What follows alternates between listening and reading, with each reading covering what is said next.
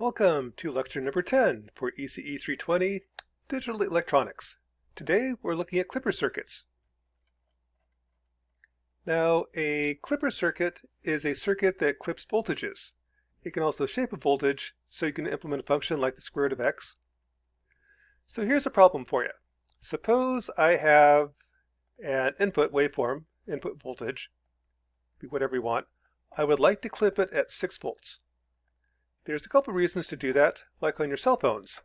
If I want to charge your cell phone, if I hit too much voltage to it, I'm going to kill the cell phone. Could I set it up so the voltage will never go above 6? Clip it at 6.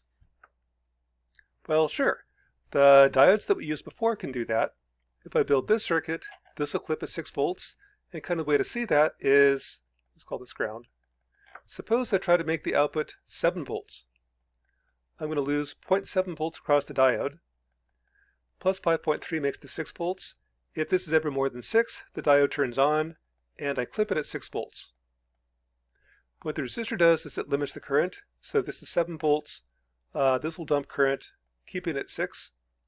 If this is less than 7 volts, say 5 volts, the diode turns off, and the output equals the input.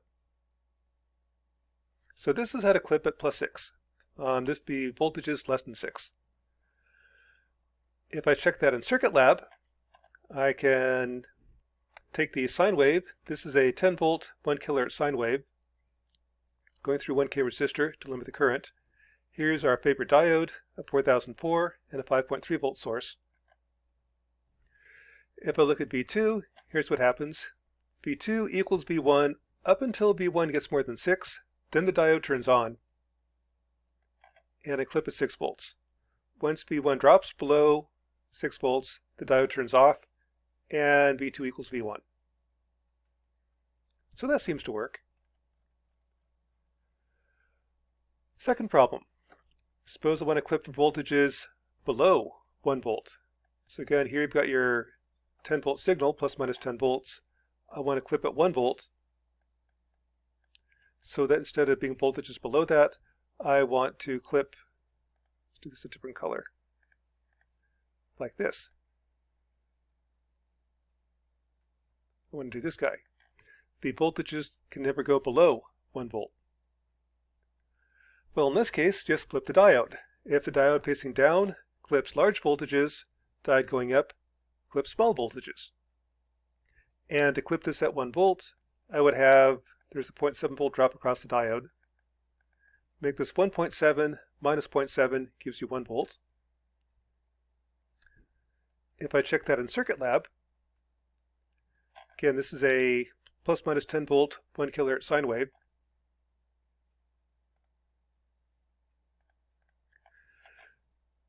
What happens is when V1 is bigger than 1 volt, the diode is off.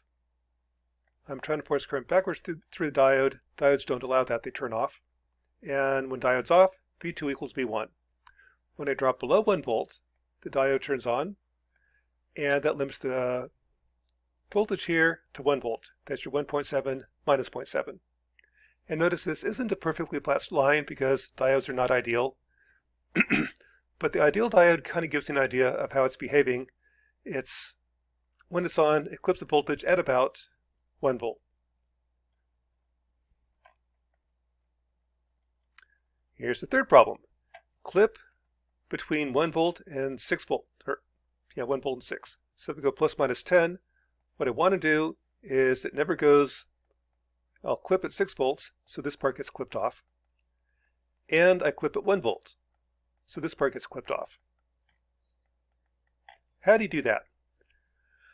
Well, in this case, just take the two previous solutions and put them in parallel. So what happens is if this is too large, say 10 volts, diode 1 turns on, diode 2 turns off, and I clip at 6 volts. On the other hand, if this is minus 10 volts, what happens is current's trying to go backwards, diode 1 turns off, and diode 2 turns on, and that clips it at 1 volt. And in between, both diodes are turned off. Again, I can verify that in Circuit Lab. Build the circuit, And when V1 is more than 6 volts, I have diode, I guess this is now diode 2. Diode 2 is on. When I'm less than 1 volt, diode 3 is on. And in between, both diodes are off. So that's kind of the idea behind a clipper circuit. Now, one problem with these circuits is I need a 1.7 volt source, 5.3 volt sources, and those are kind of hard to come by. Ideally, that'd be a battery, but batteries, run out of power. Fortunately, there's another device called a Zener Diode. Zener Diode is a much easier solution. You don't need a power supply, you don't need a battery, and it's available in just about any voltage. If you go to DigiKey, they have over 64,000 different Zener diodes in stock, and the Zener voltage is anywhere between 2.4 millivolts and 390 volts. Now, the way a Zener diode works is it's got this symbol. That tells you it's a diode. So for a diode, if the voltage is less than 0.7, it turns off. If I try to put more than 0.7 volts across the diode, it turns on. And I have a constant voltage drop, roughly about 0.7 volts. That's just a normal diode. What's special about a Zener diode is if I reverse bias it by enough voltage, it will conduct, and that Zener voltage is tightly controlled. Actually, what happens here is the thing called avalanche breakdown. Enough voltage, it conducts all at once. For example, if I go to DigiKey, I search for Zener diodes. DigiKey sells 67,000 different Zener diodes. If you click on it, this is kind of the shopping list you have. DigiKey has actually got a really, really friendly website. Plus, they're out of Thief River Falls, Minnesota. If you order parts, you can usually get them the next day. To narrow the search, you've got the Zener voltage. You can kind of notice it's got to be at least 1 volt. It's a diode. It takes about 1 volt to turn on a diode. But once you get above 2 volts, you get a Zener voltage at 2.7, 2.71, 2.79, 2.8, 2.9, 2.91, 2.96. Pretty much any voltage you want. You can get a Zener voltage at that value. So let's say I want an 8 volt Zener. I now only have 11 to choose from. I just need one. So if I click on the 8 volt Zeners, here's what DigiKey has available. For example, this one, there's 2,500 available, and they cost 3 cents each. Click on it, and it pulls up the data sheets. Although I'm not really sure why you need the data sheets. They're pretty simple devices. But if you want the data sheets, DigiKey has them. And you got the tolerance, power max, and so on. So again, pretty much any Zener voltage you want, you can get.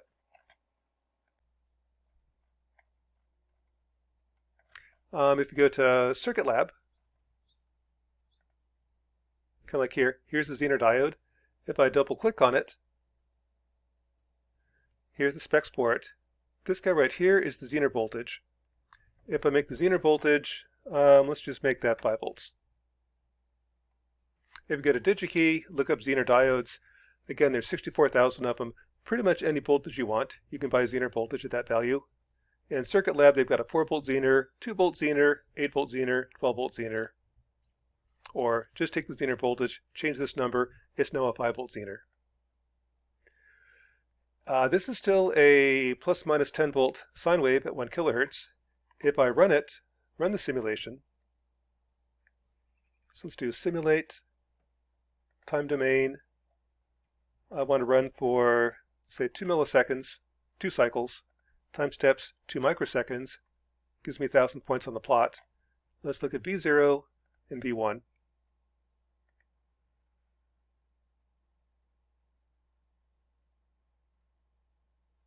Here's what you get. Down here, it's a diode. The way the circuit's built is the diode's facing down. So if I have minus 0.7 volts, the diode turns on. Circuit Lab says it's actually about minus 0.736 volts. Up here, minus 0.636 volts. It's about 0.7 volts when the diode turns on. Between minus 0.7 and 5 volts, the diode turns off. Output equals input. And if I have too much voltage, it goes into the Zener region. In the Zener region, the voltage drop is roughly 5 volts. So here's 5.008, 5.05, 5.01, pretty much a constant voltage drop. So that's what a Zener voltage does. If I apply it backwards, V1 can never go above 5 volts. If it does, the Zener voltage, the Zener diode turns on. Thing to remember though, this is still a diode. If V1 goes below minus 0.7, it's a diode. It'll also turn on. So that's the Zener diode. Zener diodes make it much simpler to design clipper circuits. For example, design a circuit that clips at 6 volts. That'd be this guy. Just place a 6 volt Zener diode in there. Caveat though, this will also clip at minus 0.7 because it's still a diode. If I want to clip at minus 6 volts, well, let's go back to Circuit Lab. Check that in Circuit Lab, and sure enough, I told it to clip at 6 volts. At 6 volts, it turns into the Zener region, and it clips at 6. If I go below minus 0.7, it's a diode, just turns on, and here it's off. So that works. That clips at 6 volts, and also clips at minus 0.7, which isn't really what I want. But if your voltage can never go negative, you don't care about this part. Suppose I want to clip at plus 6 volts and minus 8 volts. In this case, you place the Zener diodes in series. So what happens is, if this is 10 volts, I try to make this 10 volts, actually make this 10 volts right here. This tries to go to 10, and what happens is this Zener turns on, and you're going to have 6 volts across the Zener. This is still a diode. This will be 0.7 volts, so this will clip it at 6.7. On the other hand, if I try to go to minus 10 volts, let's do that in red. If this is minus 10 volts, then what happens is I'm trying to push current this way. This Zener turns on, and I get an 8 volt drop. This is still a diode. I get a 0.7 volt drop. So this becomes minus 8.7 volts. So this clips at plus 6 and minus 8.7. And if you simulate that in Circuit Lab, this is what you get. The 6 volt Zener diode turns on if the input is more than 6. The 8 volt Zener diode turns on if the input is less than 8. And it's actually 6.7 and 8.7. If you want to split hairs, I could make this a 5.3 volt Zener.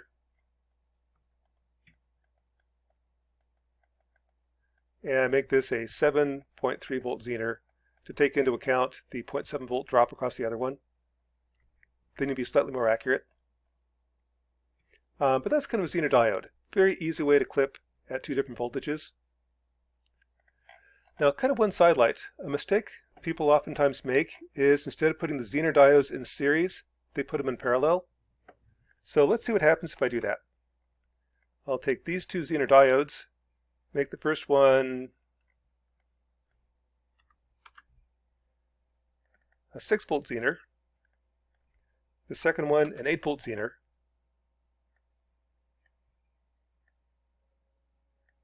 and let her fly. Here's what happens.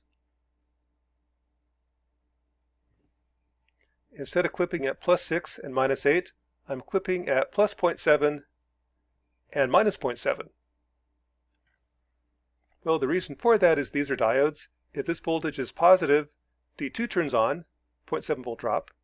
If B0 is negative, D1 turns on for 0.7 volt drop. So Zener diodes, you don't put in series or in parallel, you put them in series. If I change that,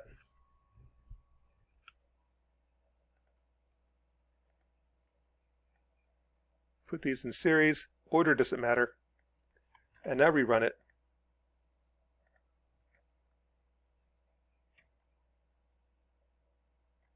That's what I want. I'm clipping at plus 6 and minus 8. Actually plus 6.7, minus 8.7.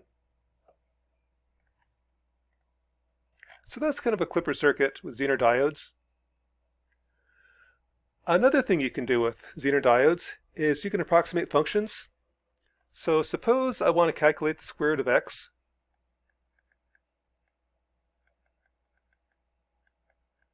I can do that with a microprocessor.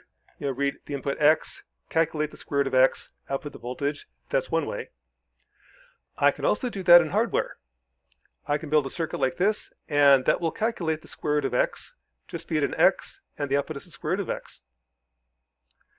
Now, the idea behind it is this is an amplifier. Let's make this a blue line. So at z is just a gain times x. That's this part of the curve.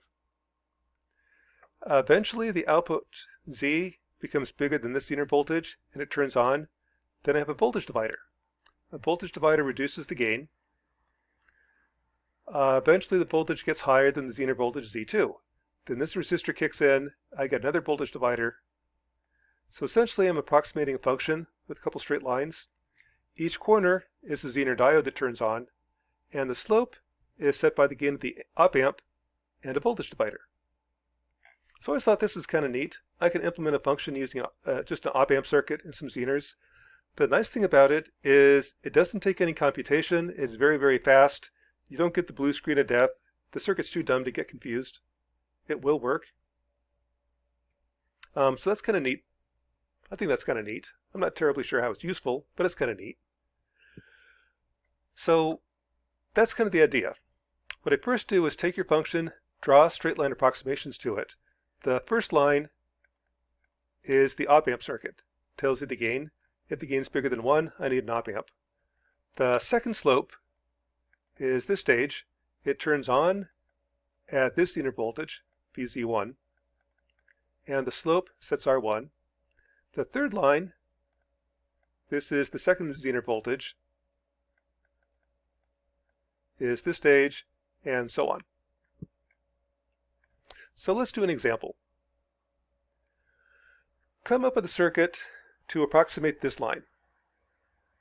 And I need a tolerance because what I need to do is draw a straight line approximation to it. So if I have this line, eventually I diverge. When I get too far away, I need a new line. When it gets too far away, so that's supposed to be a straight line, I'll need a new line, and so on. The tolerance essentially tells you how many straight lines I need. And kind of some advice, if you're in industry and your boss tells you, approximate this function, and I want it to be within 1 millivolt, I can do it, but I'm going to have 1,000 different line segments, meaning 1,000 stages. My clipper circuit, 1,000 different Zener voltages. That's kind of unreasonable. You might go back to your boss and ask, would you tolerate plus or minus 0.5 volts? And oftentimes the answer is sure. So going with plus or minus 0.5 volts, the first step is to draw a straight line approximation. That's the red line. So here I kind of eyeballed it, drew a straight line to approximate this curve. Then I got too far away, more than 0.5 volts. Draw a new straight line. Eventually gets too far away, draw a new straight line. So the red line is my approximation to the curve. Each corner tells me that's one stage on your clipper circuit. And the corner voltage, again, this is the y-axis, not the x-axis. The y-axis tells me the first Zener turns on at 8 volts. The second Zener turns on at 12 volts. The slopes then set the resistances. So initially the slope is 8/3, then it drops down to 4/3, then it drops down to 1/2. So the circuit, what it's going to look like is I know right away this is 8 volts, and I forgot. That's 12 volts. Again, it's the y-axis, not the x-axis. X is over here. These Zener voltages, or Zener diodes, don't see x. They do see y. So what I care about is if the voltage at y is more than 8 volts, this Zener turns on. If y is more than 12 volts, this Zener turns on. So that's why over here, I don't look at the x-axis, I look at the y-axis. That's the Zener voltage. So here's what I have so far. The next step is take that initial slope. So the slopes kind of did this. There's the first corner, second corner. This guy right here, the slope is 8/3. Come up with a circuit to implement that part of the curve. And right now, all these Zeners are turned off. I'm in this part of the graph. Y is less than 8 volts, so I just have Y equals Z. The gain of this circuit is 1 plus the ratio. Another way to see that is, suppose this is a 1K resistor. Then V plus equals V minus, this is X. X is 1/2 of Z, Z is 2 times X, or 1 plus the ratio. In general, it's going to be 1 plus R0 over 1K is the gain. I want the gain to be 8/3, solve for R0, R0 1667 ohms. Okay, so this part of the graph is done. I now want to do this part of the graph.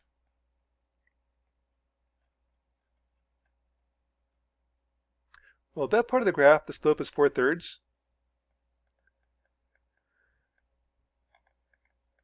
So let's start out here. Slope drops down to 4/3. So what I get is the final slope, 4/3, is the gain of the op amp, K, times a voltage division. This is when this Zener turns on, I have a voltage divider. And the gain of a voltage divider is R1 over R1 plus 1K. Again, K is 8/3. Solve for R1.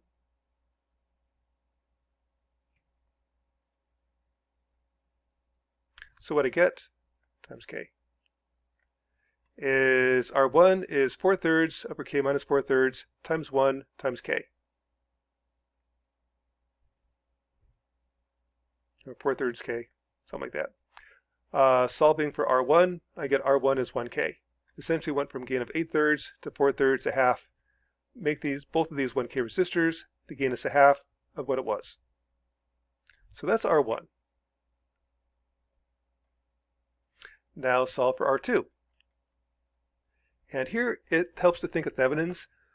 When our Zener 2 is turned on, looking left, I've got a Zener voltage, or Thevenin voltage, Thevenin resistance. The resistance is what I care about. For resistances, you turn off the voltages and just look at resistors. In that case, R1 is in parallel with R2. That gives you a voltage divider. So when I solve, I'm going to get the parallel resistance, R1 in parallel with R2.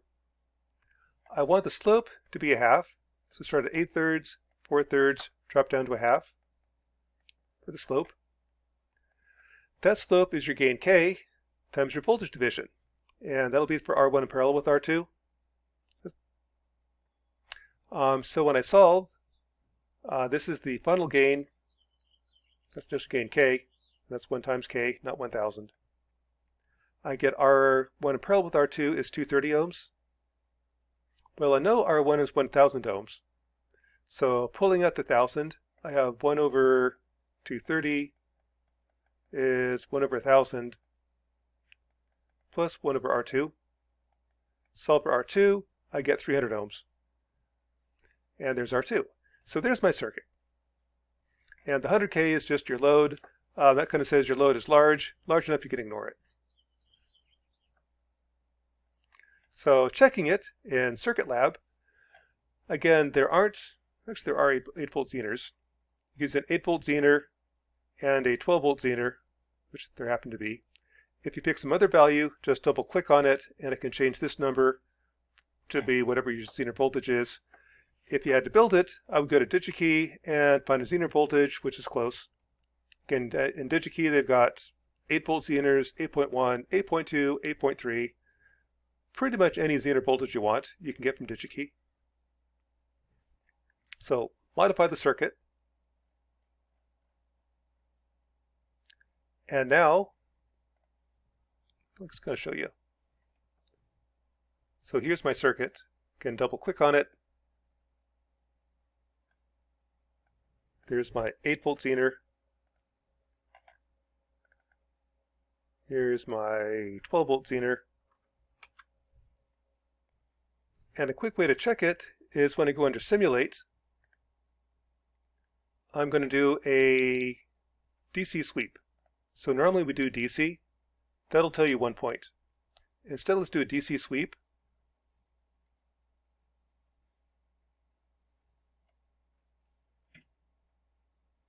Let's sweep.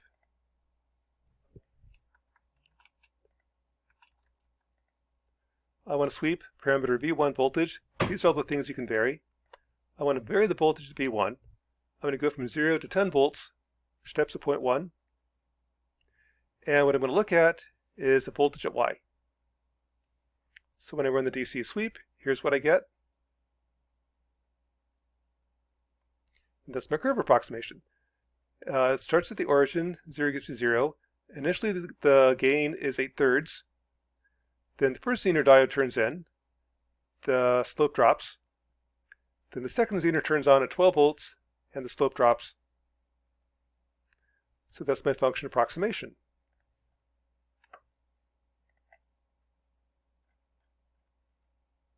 And that's kind of what it looks like. Also in Circuit Lab, I just erased it. Simulate, go. If you go under Export Plot Images, this is just a print-friendly version with a white background. It's nice if you want to print it, throw it in your lab report, do copy and paste, cut it with a snipping tool. That's where these figures come from. So in summary, diodes can also be used to build clipping circuits. What a clipping circuit does is it protects your circuitry from overvoltage. Zener diodes are a type of diode that are easier to use for this purpose. They've got an on voltage of 0.7, they're diodes. They've also got a Zener region. In the Zener region, you use them backwards. Again, normally diodes don't conduct this way, but a Zener diode has this little Z on it. If I apply enough voltage, say if I have an 8-volt Zener, if I apply reverse voltage to it, this will turn on at your Zener voltage, 8 volts in this case. And the Zener voltage can be pretty much any voltage. You can go to DigiKey, it's in 0.1 volt increments. Also with Zener diodes, you can approximate functions. As long as the function is monotonically increasing, again, it's got to constantly increase like the square root of x. I can't have it going down. That means a negative resistor. We don't really have negative resistances. So we can approximate a function providing it's always increasing, monotonically increasing. So that's lecture number 10 for ECE 320.